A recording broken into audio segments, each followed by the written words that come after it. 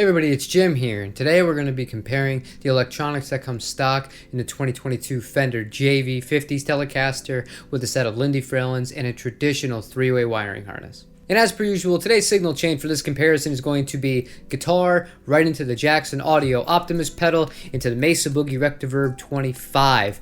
Now, one of the viewers of this channel, Luca, is very interested in this guitar, but he wanted to hear what it would sound like with punk rock gain and power chords, so I played a little bit of No Effects from the 90s to see if maybe that would help him out. However, let's hear how they sound.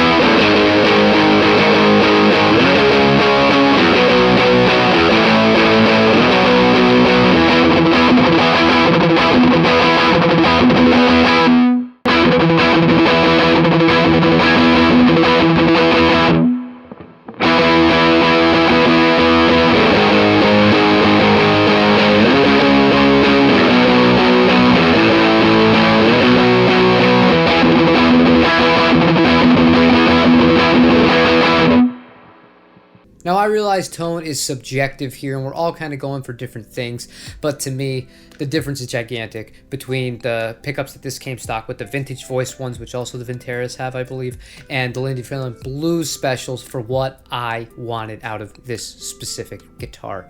Now, you might be thinking, these didn't really sound like the kind of crystal clear tones that the Fender Custom Shop did. If I wanted that kind of tone, I would have went with the regular Fralin stock pickups, but I figure since I already have the Custom Shop Telly that no matter what I do to this one, that one is just kind of the cream of the crop for the traditional Telecaster sound. I thought the Blues Special would be a much bigger fit. Now, I have a few final thoughts on this guitar, but before I get to those, I want to address a few of the comments that you guys have been leaving on videos with this guitar in it ever since I said I was going to be modifying it. Questioning, why would you buy a guitar brand new that retails for $1,300 and immediately throw in different pickups? Well, there's two things here. First of all, I called the people at Audiomo Music. I got a really, really good deal on this guitar. I cannot stress that enough. The second thing is the Lindy Fralin pickups that are in this guitar now were not something I went out of my way to purchase. I had them sitting in the closet as it is, so it's not like I added in that cost. I'm a person that kind of hoards parts. It's just how I am, and that's how my nature kind of goes. But with that out of the way, I'm going to be totally honest with you guys. I don't think this is totally worth it. Now, about a month and a half ago, maybe it was longer than that, I recently had in a Sherwood Green Hybrid 1 60s Telecaster from Japan. That guitar came with American 58 pickups already in it. That needed absolutely nothing. It sounded amazing out of the box, and it was less than one of these guys is. Even if you buy one of these guys new because it's a limited and a new model, I know it's easier to get one of these JVs or even the double bound one in the United States because they're intended for this market, but those Japanese market Hybrid 1 specifically, because they changed on the Hybrid 2 to a non-American made pickup for those Hybrid 1s come in a variety of custom colors with both maple and a rosewood fingerboard on them. They still have the 9-inch radius, they still have the satin finish on the neck, but the electronics are infinitely better, and you don't have to do anything to them out of the box. They're literally finished guitars. All you would want to do if you were inclined to do so, or you're somebody that's taking the guitar out to play, would be to buy a proper case or gig bag for it, a high-end one that you would feel secure with, because the Fender Japan gig bags, not the biggest fan of those. So for me, I would lean towards shopping for one of those used. Be careful on reverb. There's a lot of people that, overprice these like crazy. That Sherwood Green one that I had, I sold that for, I think, $1,000 on reverb. So they're out there, and you can, like I said, a bit different kinds of colors, different kinds of combinations between the fretboard material and the actual finish of the guitars themselves. American-made electronics, to me, that's where the real value is. I would go for one of those over one of these if I was just being totally honest with you. And that's not to take anything away from this guitar. Outside of the electronics, this thing is absolutely top-notch and very similar to that hybrid line that I just talked about in the earlier segment. The neck is fantastic on it. The fretwork was great. It's super comfortable. It's a very lightweight. It's a very resonant guitar. I enjoy playing this guitar a lot. And if you're somebody that's not familiar with these made in Japan guitars like I am, I get these in all the time. If you follow this channel, I can't even count how many Fender Japan guitars that I've demoed over the last year of doing this YouTube thing. Maybe if you walked in, you played a Player Plus, and you played this back to back, you'd be like, that's a significant difference. This is a much better guitar than that. In my humble opinion, I don't even think it's close. I would never even consider one of those or even a Vintera over the JVs.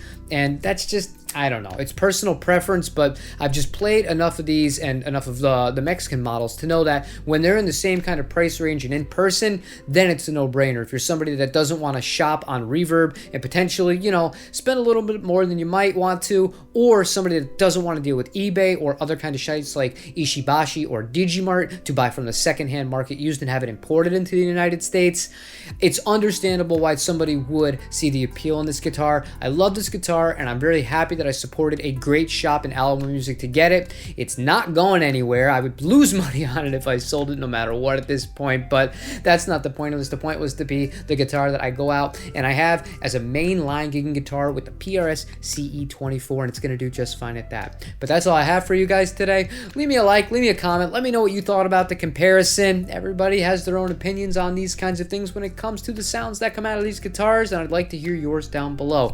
Tomorrow is the live stream 12 p.m. Eastern Standard Time. I look forward to seeing you there, and thank you all for the continued support. Have a good rest of your day, everybody.